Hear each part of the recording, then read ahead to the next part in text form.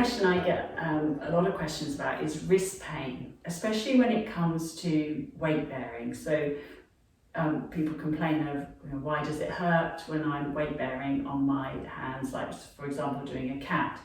Now obviously there are many reasons why your wrist might hurt, and there might be pathologies there might be carpal tunnel syndrome, there might be all number of reasons. So this video is purely about, from a movement perspective, what we can do to help alleviate or eliminate pain when we're weight bearing. Okay, so obviously it can't take into consideration all the pathologies that might be going on as well. So if we look at what happens when we're weight bearing, if you've got very mobile wrists, which I have, it's very easy to really put your weight across the whole sort of surface of the wrist and have a big angle at the wrist here. And this is getting a lot of compression. Now what that does, and you can see from my elbow, if you're also hyperextending your elbow, you're going to have a lot of pressure coming down. So you're kind of blocking that communication from the ground up. So everything's getting blocked here, and it's already starting to feel a little bit uncomfortable as I put all that pressure through my wrists. And actually in this position it's very unsafe and unstable, because if this joint is locked and I try to maybe do a plank or really weight bear on it, maybe start sliding my leg away, things like this, I'm very vulnerable to strains and collapsing, so we really want to avoid putting this pressure through the whole front surface of the wrist if we can. And of course the other element of that is that if we haven't got the upward lift away from the ground, the weight of your head and your ribs are going to be falling down onto the wrists, and that's going to be an additional pressure going down through the wrist. So if I'm down here like this, and my head obviously weighs 8 to 10 pounds, and my whole upper back has collapsed, and I've got my hyperextending elbows and my shoulders are in a funny place, that's going to start hurting my wrists, and it's actually already hurting my wrists a little bit just doing that. Okay, so that wasn't for very long. So imagine if I do that all the time, whenever I have to weight bear, say I'm pushing a shopping trolley or pushing a pushchair, and I'm collapsing in on this joint. It's not designed to be compressed like that. We want to have spaces in our joints. So I guess there are two elements we have to think about. It's how we position the hands on the ground and how we are able to lift up away from the ground rather than letting gravity collapse you into the ground.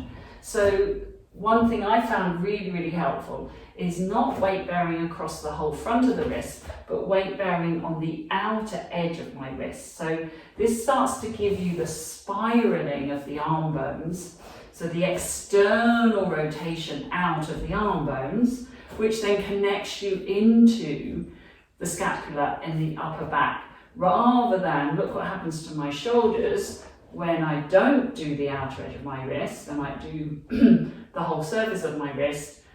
Can you see how my shoulders change, and I'm now in a very sort of collapsed, closed position, as opposed to rolling out and back, and now I feel my back muscles starting to work to help hold me up, as opposed to letting me collapse down and not working at all. So spiraling up and out, feeling some activity around here is going to help. Now, of course, you are going to have weight going through your wrists. It is a weight-bearing position. You can't get away from the fact that there's going to be weight going through it, but we can mitigate that by finding a more appropriate hand position for ourselves, okay? And I feel much stronger because now my elbows are not locked and I can slide my leg away, and I've got a much better chance of maintaining that lift through the spine than if I was here, yeah?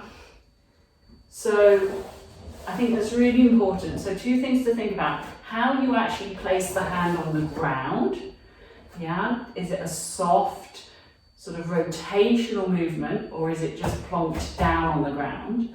And then can we start to find that lift up and back into the back of the body rather than letting gravity push us down?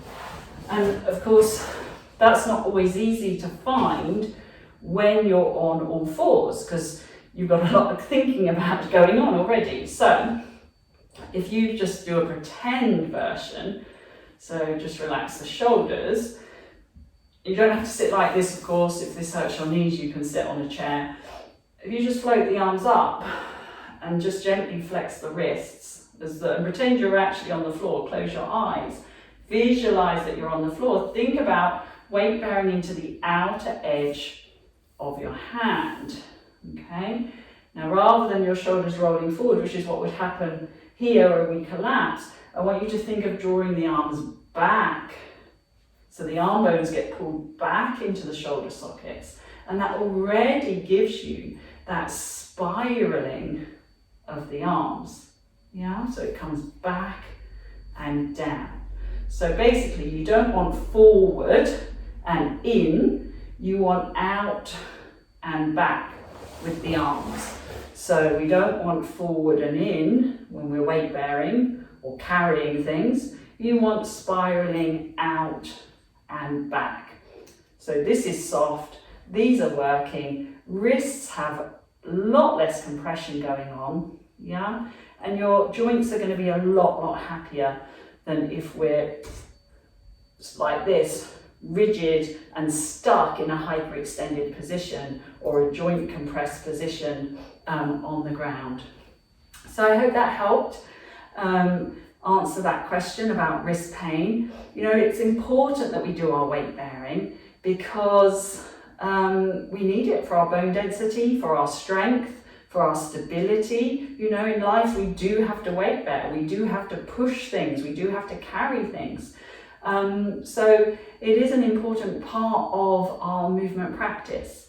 Not the easiest, I know, definitely not the easiest of things to do. So that's why we start off with, you know, 1 or 2 reps or just 1 or 2 seconds, practicing these sensations of organizing that upper body.